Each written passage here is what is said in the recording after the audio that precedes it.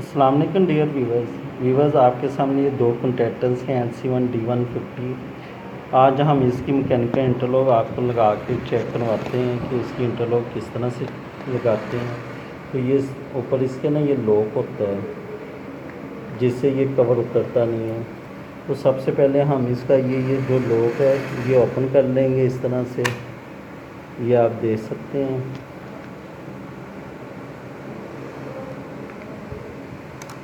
इधर से ये भी लॉक हम ओपन कर लेते हैं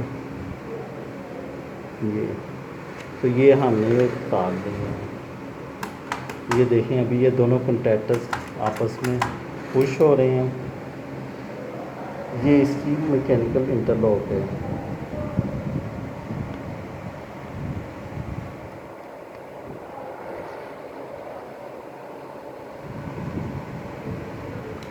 ये इसकी अगर हम ये साइड इधर से प्रेस करेंगे तो ये साइड जो है नीचे नहीं जाएगी, ये वाली।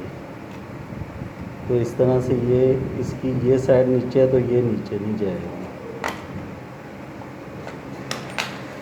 तो ये अभी ओपन है। इसके 3 पार्ट्स होते हैं, ये वाले 1 2 3। ये पार्ट इसका इसके साथ लग जाता है और ये पार्ट्स इसका इसके साथ लग जाता है इस तरह से। और ये 3 पार्ट्स आपस में ऐसे ये जोड़ के तो फिर इसको इसके बीच में लगाते हैं। और इसका ये नीचे स्क्रू होता है ये वाला, ये जिससे ये टाइट हो जाता है। तो ये हम आपको करके अभी दिखाते हैं। तो ये इसका स्क्रू होता है ये वाला, जिससे ये इसको टाइट करना होता है। तो ये इस तरह से ये टाइट हो जाता है। तो व्यूअर्स ये इसका स्क्रू हमने इधर ये देखेंगे टाइट कर दी है।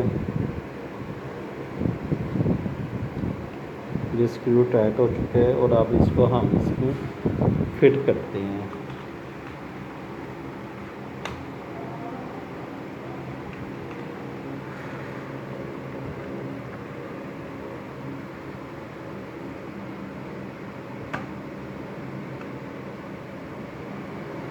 ये इसके साथ बैठ जाएगी और इसको इसके साथ अभी जोड़ देते हैं।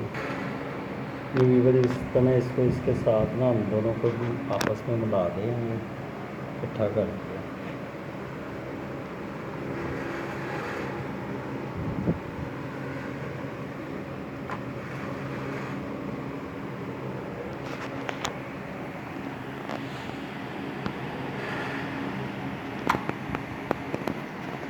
ये देखें ये दोनों आपस में बैठते हैं। तो अब इसको हम प्रेस करके आपको चेक करवाते हैं। तो व्यूअर्स ये अभी आपस में दोनों जुड़ चुके हैं। तो ये इस तरह से अगर हम ये प्रेस करेंगे तो ये प्रेस नहीं होगा। ये देखें ये प्रेस हो रहा है तो ये प्रेस नहीं होगा।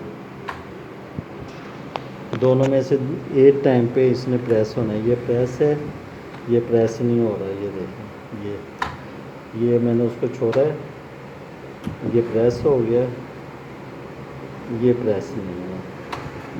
तो इसको मैकेनिकल इंटरलॉक यूज़ कहते हैं।